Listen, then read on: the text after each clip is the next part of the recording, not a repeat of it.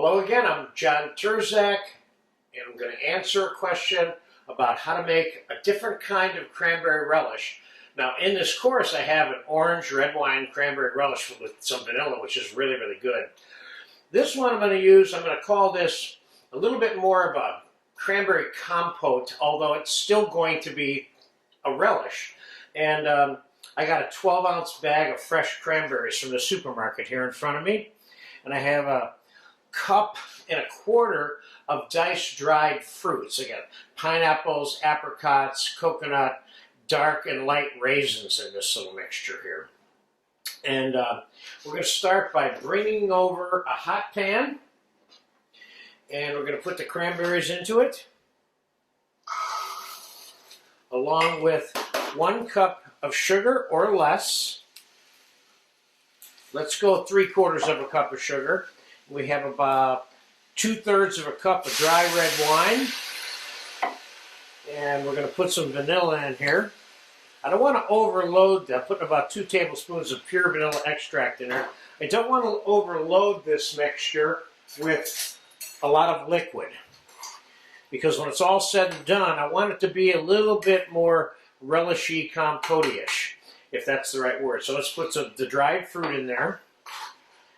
And let's put some Gran Marnier in there. This is going to be an orange thing. I have some Mandarin oranges here. We're going to put the zest in there. And let's put a little bit of, let's go 1 ounce, 2 ounce, 3.5 ounces of Gran Marnier. Now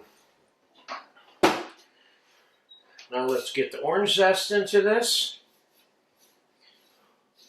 Take the orange. What sets this one apart is the dried fruit and the Gran Marnier.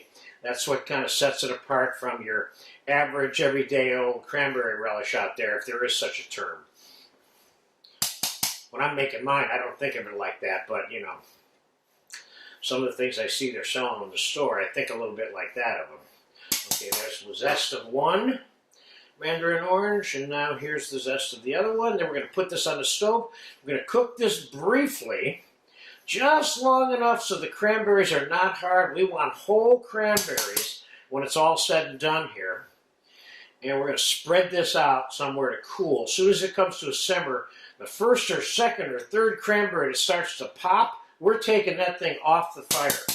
It doesn't need to cook a lot. That's not what we're trying to do. The soaking of this mixture after it's cooked is where the dried fruit will all be kind of reconstituted and make up the guts of this compote or relish, if you will. So I'll be back in a couple of minutes. As soon as this comes to a simmer and it starts to pop, I'll take it off. You can see how it looks. We'll dump it in a open pan to cool off. We'll stick it in the fridge. We'll come back to it a little later after that. So this is part 1 of cooking it. I'll be back in 5 minutes. Okay, it's only been 5 minutes, and this thing is simmering. Pop, look, but they're still all whole. But as you see, if you get down here, you can see they're starting to pop like that one.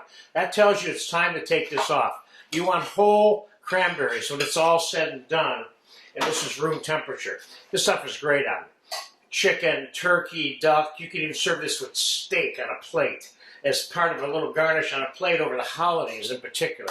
So when this gets cooled off and completely cold, which is going to be hours and hours and hours from now, maybe even tomorrow, I'll bring you back in. Let's take a look at it so we can see what the texture of it's like on the plate. Okay? So I'm going to put it in the fridge, and I'm going to come back and tell you how long it was in the fridge, and then we'll take a final look at it. The cranberry compote, the cranberry relish, I got really cold in the hotel pan. I transferred it to this, and I want you to take a look at it. We're wrapping up this lesson about how to make this item.